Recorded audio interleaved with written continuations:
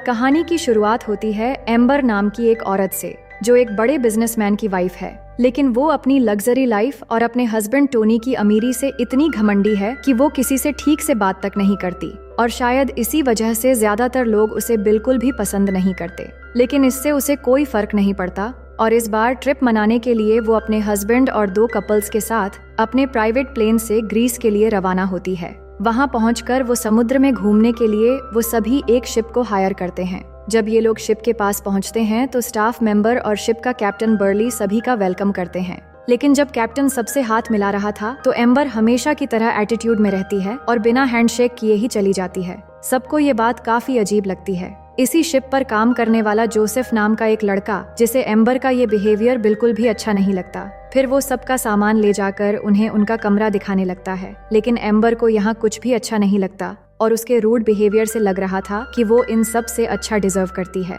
फिर वो रूडली पूछती है, क्या यहाँ जिम है? तो जोसेफ चुपचाप जाकर एक छोटी सी साइकिल लेकर आता है और कहता है, क्या इससे आपका काम चल जाएगा? असल में वो एम्बर का मजाक उड़ा रहा होता है, जो देखकर एम्बर गुस्से में कहती है कि मैं तुम्हें तुम्हारी जॉब से निकलवा सकती हूँ। फिर अगले दिन सब लोग छोटी बोट्स में डाइविंग करने जाते हैं। बाकी सब पानी में जाकर मस्ती करते हैं, लेकिन एम्बर पानी में नहीं उतरती क्योंकि उसे पानी से डर लगता है। वो जोसेफ से कहती है, तुम यहीं मेरे साथ बोट पर रुको। तो जोसेफ को भी मजबूरी में उसके साथ रुकना पड़ता है। तभी जोसेफ कहता है, आपको भी उनके साथ स्विमिंग करने जाना चाहिए। ये सुनकर एम्बर उससे बहुत ही रूडली कहती है, अब तुम मुझे बताओगे कि मुझे क्या करना चाहिए। उसकी ये बिहेवियर से जोसेफ को बहुत बुरा लगता है, लेकिन वो कर भी क्या सकता था। इसके बाद हम अगले दिन का सीन देखते हैं, जहाँ एम्बर एक्सरसाइज कर रही होती है। वहाँ पास में जोसेफ साफ सफाई कर रहा था। एम्बर उसे देखकर वहाँ भी उसे नीचा दिखाने लगती है, जो सुनकर जोसेफ वहाँ से चला जाता है। इसके बाद हम देखते हैं कि सभी लंच करने बैठते हैं। सब लोग बड़े मजे से खा रहे होते हैं, लेकिन एम्बर को खाना पसंद नहीं आता। वो गुस्से में जोसेफ से उल्टा सीधा बात करने लगती है और कहती है, खाना ठंडा है, इसे अभी गर्म करके लाओ। ये सुनकर जोसेफ अपना काबू खो बैठता है और गुस्से में सारा खाना उसके सर पर डाल देता है। एम्बर गुस्से में चिल्लाने लगती है कि बेवकूफ, ये तुमने क्या किया? तभी जोसेफ एकदम से उसे उठाकर समुद्र में फेंक देता है, लेकिन बाद में पता चलता है कि वो ये सब इमेजिन कर रहा था। फिर वो किचन में जाकर अपने दोस्तों को एम्बर की हरकतों के बारे में बताने लगता है कि ये औरत कितनी घमंडी है। तो बर्ली कहता है, ये अमीर लोग ऐसे ही होते हैं, हमें हर बार मुस्कुराते हुए इनकी बात माननी पड़ती है, इनका कोई इलाज नहीं है। जिसके बाद बर्ली खाना लेकर जाता है, लेकिन वो कैप्टन से भी बदतमीजी से बात करती है कि इन नौकरों से मुझे घिन आती है, इनको बोलो कि मेरे सामने ज्यादा ना आया करें। और ऐसे ही 2 दिन बीत जाते हैं, जहां एम्बर के सारे नखरे सभी को झेलनी पड़ती हैं। वो छोटी छोटी बातों पर गुस्सा करने लगती है और सबसे ज्यादा परेशान वो जोसेफ को करती है, जिसकी हरकतों से वो तंग आ चुका था। अब वो ज्यादातर समय उसकी नजरों से चुपके रहने की कोशिश करता है। फिर एक रात नशे की हालत में एम्बर जोसेफ से टकरा जाती है और कहती है, तुम कितने सारे काम करते रहते हो, क्या मेरे साथ चलकर डांस करना चाहोगे? जोसेफ के अंदर तो पहले से ही बदले की आग भड़क चुकी थी और वो समझ रहा था कि वो उसे अपनी ओर आकर्षित कर रही है। फिर वो ये कहकर चला जाता है कि मैं तुम जैसी औरत के साथ कभी डांस नहीं करूंगा। अगले दिन एम्बर कहती है कि उसे फिशिंग पर जाना है। जोसेफ उसे समझाता है कि हमें इसके लिए काफी दूर जाना होगा और मौसम खराब होने वाला है, इसलिए शिप छोड़कर जाना बेवकूफी होगी। लेकिन एम्बर तो किसी की नहीं सुनती और जिद करने लगती है, तो जोसेफ उसे एक मोटर बोट से दूर ले जाने लगता है। लेकिन काफी दूर जाकर अचानक बीच रास्ते में बोट बंद हो जाती है। जोसेफ स्टार्ट करने की बहुत कोशिश करता है, पर इंजन चालू ही नहीं होता। फ्यूल चेक करने पर पता चलता है कि बोट में तो पेट्रोल ही नहीं है और उसने आते समय पेट्रोल चेक भी नहीं किया था। एम्बर भड़क जाती है कि इसे जल्दी स्टार्ट करो, मुझे फालतू की टेंशन नहीं चाहिए। जोसेफ कहता है, मैंने पहले ही कहा था कि मत चलो, लेकिन तुम्हारी जिद की वजह से अब मैं भी यहाँ फंस गया हूँ, इसलिए चुपचाप बैठी रहो, अब किसी के आने का इंतजार करना होगा।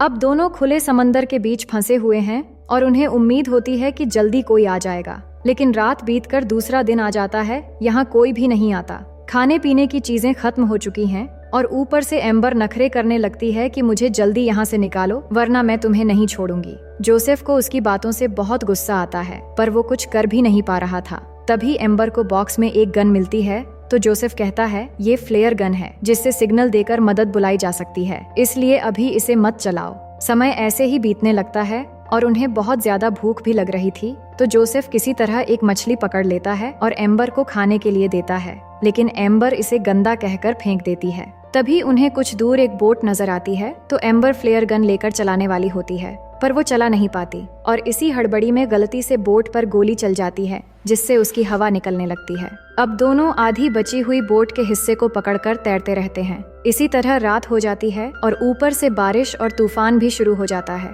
पर दोनों किसी तरह बोट को पकड़े हुए रात गुजार लेते हैं। अगली सुबह आंख खुलती है तो उन्हें कुछ दूर एक आइलैंड नजर आता है। उम्मीद की एक किरण जागती है और दोनों किसी तरह उस आइलैंड तक पहुंच जाते हैं, पर जैसे ही पहुंचते हैं एम्बर बोलती है, जल्द ही मेरा लॉयर तुमसे मिलेगा और तुम्हें सलाखों के पीछे डालेगा। जोसेफ कहता है, तुम्हारे मन में जो आए करना, मुझे कोई फर्क नहीं पड़ता, और वैसे भी तुम जैसी चुड़ैल मुझे बिल्कुल भी पसंद नहीं है। तुम्हें भी ऐसा ही लगता है तो यहाँ से हमारे रास्ते अलग होते हैं। अब ये आइलैंड बिल्कुल सुनसान होता है और यहाँ सरवाइव करना बहुत ही मुश्किल होने वाला था, लेकिन जोसेफ को ऊपर जाकर एक छोटी सी झोपड़ी मिल जाती है जिसमें शायद पहले कोई रहकर गया होगा। वो उसे थोड़ा बहुत ठीक करके रहने लायक बनाता है और फिर झरने से पानी पीकर मछली पकड़ने के लिए एक जुगाड़ तैयार करने लगता है।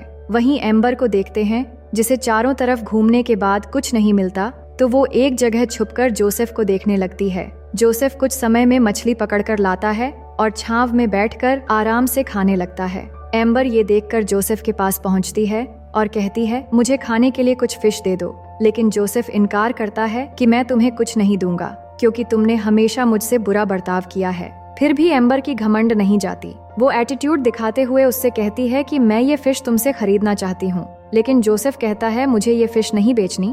तो एम्बर कहती है, मैं इसके लिए $1000 दूंगी, और अपनी सोने की ब्रेसलेट भी उसे दे देती है। लेकिन जोसेफ उसे फेंक देता है कि यहाँ ना तो तुम्हारी दौलत काम आएगी और ना ही घमंड। अगर भूख लगी है तो खुद जाकर मछली पकड़ो। एम्बर गुस्से में उसके ऊपर मिट्टी फेंक देती है तो जोसेफ भी भड़क जाता है और उसे एक थप्पड़ मार देता है और कहता है, अगर तुम्हें कुछ खाना है तो मुझे मास्टर कहकर बुलाना होगा। इस आइलैंड पर मैं तुम्हारा बॉस हूँ और मेरी सारी बातें तुम्हें माननी पड़ेगी। आज से तुम मेरी नौकर हो और मैं तुम्हारा मालिक। तुम सबसे पहले मेरे सारे कपड़े धोकर उन्हें सुखा कर ले आओ, जिसके बाद मेरा मन हुआ तो तुम्हें खाना दूंगा। एम्बर के पास अब कोई रास्ता नहीं होता तो गुस्से में वो जोसेफ के सारे कपड़े धोती है और सूखने के बाद उसे लाकर देती है, जिसके बाद जोसेफ उसे पानी भर के लाने के लिए कहता है तो वो ये भी करती है। इसके बाद जोसेफ उसे खाने के लिए देता है। एक अमीर और घमंडी औरत जो खाना थोड़ा ठंडा होने पर गुस्सा करती थी, अब भूख की वजह से वो आधा कच्चा खाना भी खा रही थी, और जोसेफ भी यही चाहता था कि उसे अपनी गलती का एहसास हो और उसकी अमीरी का घमंड टूट जाए। फिर वो रेस्ट करने के लिए अपनी झोपड़ी में जाता है और एम्बर को बाहर सोने के लिए कहता है। जब एम्बर अंदर आने की रिक्वेस्ट करती है तो वो कहता है, अगर अंदर सोना है तो मेरे साथ बेड शेयर करना पड़ेगा क्योंकि जगह कम है। ये सुनकर एम्बर मना कर देती है और बाहर ही सो जाती है। अब इस आइलैंड पर उनकी पहली रात बीत जाती है और सुबह होते ही दोनों मछलियां पकड़ने जाते हैं और कुछ देर के बाद एक मछली पकड़कर वापस आते हैं। लेकिन अब जोसेफ पूरी तरह बदल चुका था और उसकी रूडनेस बढ़ती जा रही थी। वो सिर्फ मछलियां पकड़ के लाता है और बाकी सारा काम उससे ही करवाता है, और थोड़ा सा भी घमंड दिखाते ही वो उसे बहुत सताता है। फिर एक दिन जब वो मछलियां पकाने के लिए लकड़ियां इकट्ठा करके लाती है तो जोसेफ उसे गाना गाते हुए डांस करने के लिए कहता है और मजबूरी में एम्बर भी उसकी सारी फरमाइशें पूरी करती है। अब एम्बर एक नौकर की तरह उसके सारे कपड़े भी धोती है, और अगर कोई बात नहीं सुनती और एटीट्यूड दिखाती है तो जोसेफ उसे पनिशमेंट भी देता है। समय ऐसे ही बीतने लगता है और इस वीरान आइलैंड पर धीरे धीरे इन दोनों के बीच एक अजीब सी केमिस्ट्री बननी शुरू हो जाती है। फिर एक दिन जब एम्बर मछलियां पका रही थी, तभी जोसेफ अचानक एम्बर से कहता है, मेरे हाथ पर किस करो। एम्बर पहले तो ऐसा करने से मना करने लगती है, लेकिन हालात ऐसे होते हैं कि मजबूरी में उसे करना ही पड़ता है। जोसेफ ये सब कुछ इसलिए कर रहा था ताकि उसकी सारी अकड़ टूट जाए और वो एक अच्छी इंसान बने। अब जोसेफ एक आमिरजादी और घमंडी को अपना नौकर बनाकर एक शाही जिंदगी बिताने लगता है। इसके बाद एक दिन जब एम्बर काम कर रही थी तो जोसेफ उसके पास आकर किसी बात को लेकर उसे परेशान करने लगता है। एम्बर अब तंग आ चुकी थी, इसलिए उसके बार बार परेशान करने पर वो उसके प्राइवेट पार्ट में लात मारकर भागना शुरू कर देती है। जोसेफ गुस्से से भरा हुआ उसके पीछे भागने लगता है। एम्बर को लग रहा था कि शायद अब वो उसकी मजबूरी का फायदा उठाएगा, क्योंकि उसे अच्छे से पता है कि वो इस आइलैंड से बाहर जा ही नहीं सकती। कुछ दूर तक भागने के बाद वो उसे पकड़ लेता है और अब जोसेफ ने ये मन बना लिया था कि अब वो उसका अच्छे से सर्विसिंग करेगा। लेकिन उसके साथ ज्यादा कुछ किए बिना कुछ देर तक उसे किस करके छोड़ देता है। वो असल में उसे एहसास दिलाना चाहता था कि मजबूर होने पर कैसा महसूस होता है। इसके बाद वो उसे ये कहकर चला जाता है कि तुमने हमेशा अपने से छोटे लोगों के साथ बदतमीजी से बात की है, लेकिन वो भी तो इंसान है। अब तुम एक सच्चे इंसान बनकर मेरे पास आओगी तो मैं तुम्हारी मदद करूंगा। असल में जोसेफ कहीं न कहीं एम्बर को पसंद करने लगा था, इसलिए वो उसे सिर्फ ये एहसास दिलाना चाहता था कि जो उसने आज तक दूसरों के साथ किया है वो गलत था।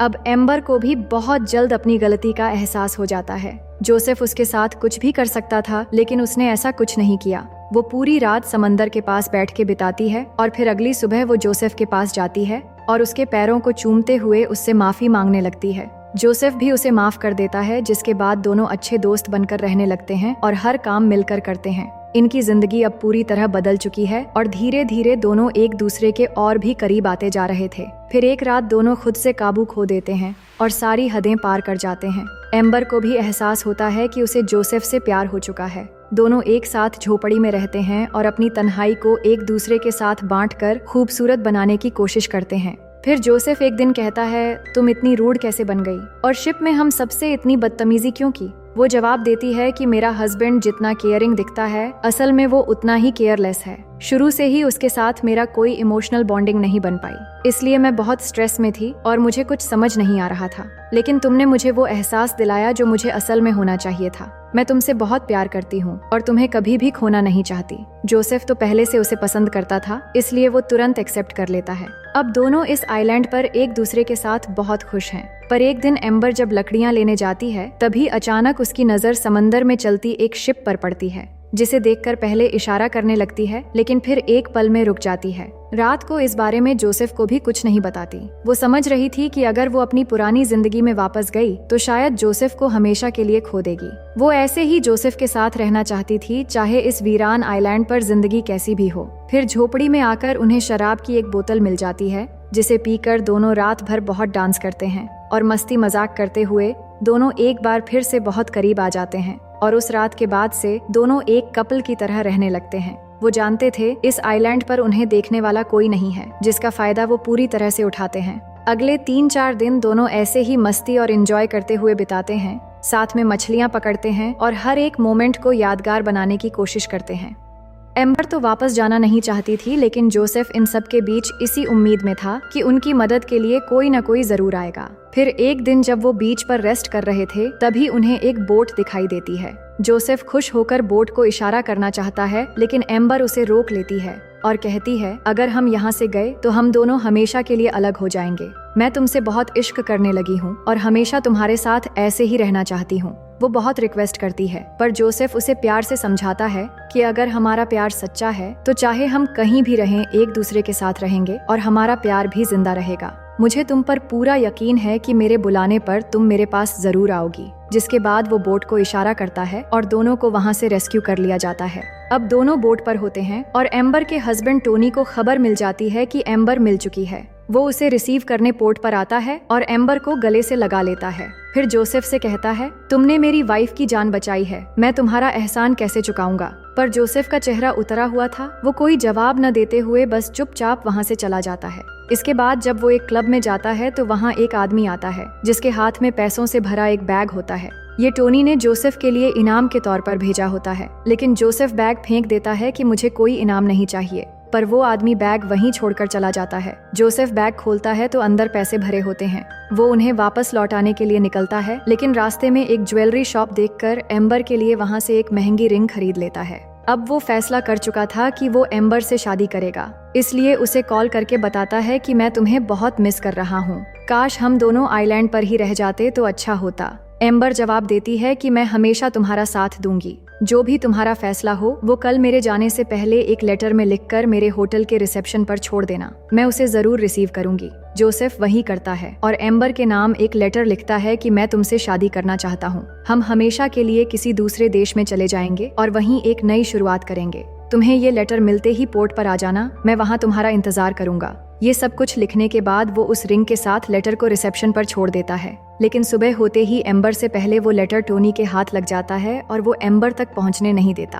अब एम्बर जोसेफ के लेटर का इंतजार करके मजबूरी में अपने हस्बैंड के साथ हेलीकॉप्टर में जाकर बैठ जाती है। तभी टोनी होटल के एक स्टाफ मेंबर के हाथों टिप के साथ वो लेटर दे देता है जिसमें जोसेफ की बोट का एड्रेस लिखा हुआ था। फिर वो लड़का लेटर ले जाकर जोसेफ को देता है कि ये उन लोगों ने भेजा है जो अभी हेलीकॉप्टर से जा रहे हैं। जोसेफ तुरंत खोलकर देखता है कि ये तो उसी का भेजा हुआ लेटर है जिसमें अंगूठी भी थी। इसके बाद वो दौड़ते हुए हेलीकॉप्टर के पास पहुंचने की कोशिश करता है, लेकिन तब तक बहुत देर हो चुकी होती है। एम्बर यही सोचकर दुखी हो रही थी कि जोसेफ ने कोई लेटर नहीं भेजा, और वहीं जोसेफ समझ रहा था कि एम्बर ने लेटर वापस करके हमेशा के लिए उसे छोड़ दिया है, लेकिन उन्हें नहीं पता था कि टोनी ने उन्हें अलग करने के लिए ऐसा किया है। जोसेफ वहां पहुंचता है और अपने टूटे हुए दिल के साथ वो रिंग जोर से उसकी तरफ फेंक देता है, जो सीधे जाकर समुद्र में गिर जाती है। अब दोनों की मोहब्बत टोनी की वजह से हमेशा के लिए अधूरी रह जाती है, और इसी गलतफहमी के साथ ये अधूरी प्रेम कहानी यहीं पर खत्म हो जाती है। तो दोस्तों, आपको क्या लगता है